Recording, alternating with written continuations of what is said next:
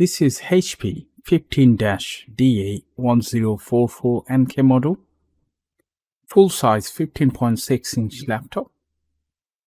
Quite slow, so today I'm going to show you how to upgrade it, include battery, SSD, and if you would like to add some RAM, you could do that. There are more than one slot, couple of slots there.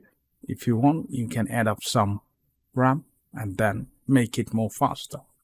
So those are the tools that I'm going to use it. I'm going to open up the back cover. First, I'm going to disconnect the battery, then swap SSD with 2.5-inch SATA hard drive. So let's do it. Hopefully you would enjoy this video. If you do have any question regarding this model, please leave it in the comment section.